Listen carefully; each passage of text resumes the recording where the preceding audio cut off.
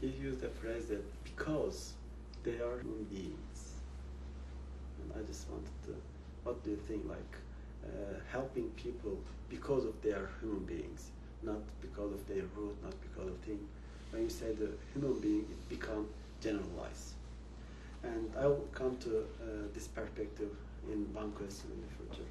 The second part is going to be about dialogue and universal peace.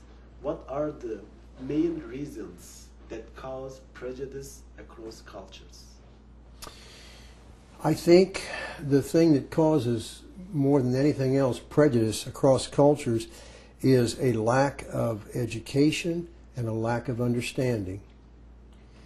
When people from different cultures have the opportunity to come together and get to know one another, get to dialogue with one another, speak with one another, and come to understand one another's backgrounds, there is a natural warmth in the human heart that responds to that, and it should be encouraged and supported and furthered in all ways that we can. Did 9/11 affect your ideas about Islam? Yes, 9/11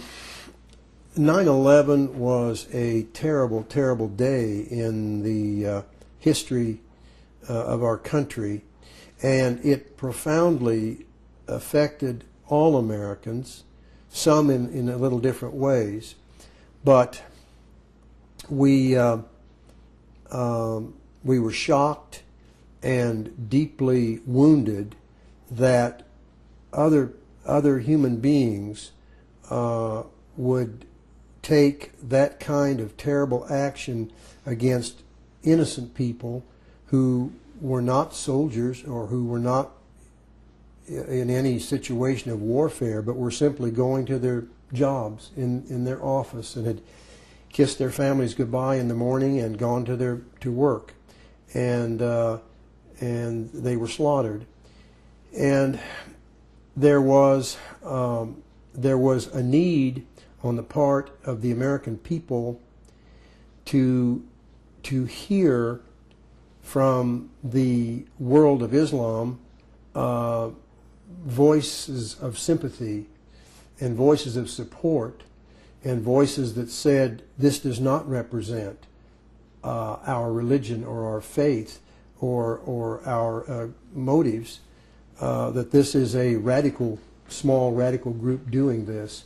We needed that reassurance, and that didn't come from all quarters, but it certainly did from some, and it was deeply appreciated, those gestures of sympathy, and it did come from Turkish people, and that was something that, and I speak for myself, and I think a lot of other Americans too, that reassured us that this did not, what happened that day did not represent the motives of Islam per se, but it was a radical group, and that we could still reach out to the main Muslim world and try to come to terms with this thing, and then try to deal with it and be sure that this doesn't happen again, and to discourage this kind of thing happening in other places in the world, which it is still happening, and it is still something we all must confront. But I would hope we can do it together. The third question is, what is the importance of dialogue attempts initiated by Gulen in terms of humanity and universal peace? Well, Gulen, right now, we just mentioned 9/11. I think it's more important than ever to strive for universal peace. Gulen has a vision in the 21st century that peace and harmony is possible, and he wants to see that vision fulfilled. And there are lots of people influenced by that desire who want to see that also. And I think it behooves us all to join together, those of us that want to see that, and to try to further it in every peaceful means we can, using every peaceful means that we can, and take inspiration from Gulen's initiation of this great wish and great desire, and further it in the face of the difficulties we face today. Can you tell us about Gulen, seeing all the dialogue attempts and education activities initiated by him? Please give us a last analysis about him.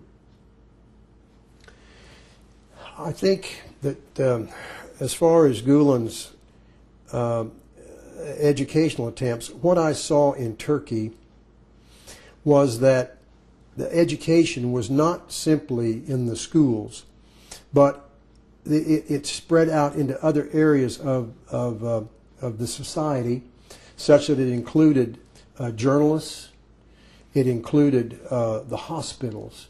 We had the good fortune to have a meal at one hospital and to be able to talk with the hospital administration and ask questions.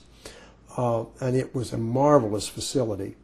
And then we spoke with businessmen's associations who were influenced by that and who conducted their business in that philosophic frame of reference that was inspired by Gulen. So that impacts all the way through the society in every aspect eventually, and is for the furtherance and the promotion of good. Have you ever had any bad impressions about United States from people in Turkey? Have I ever had a... Do they have bad impressions about Turkey, or do they have bad attitudes toward United States or American people, I mean Turkish people? Bad impressions of the United States by Turkish people.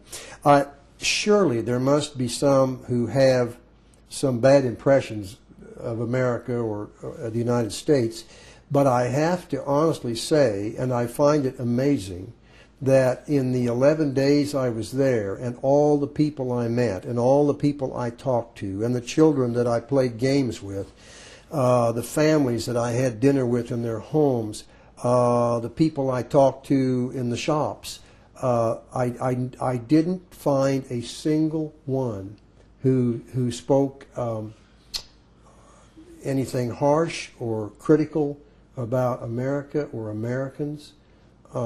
And it absolutely astounded me, because in other countries I have been in, that was not the case. I have certainly encountered people who, for one reason or another had something to say that was critical of America, but I did not find that in Turkey.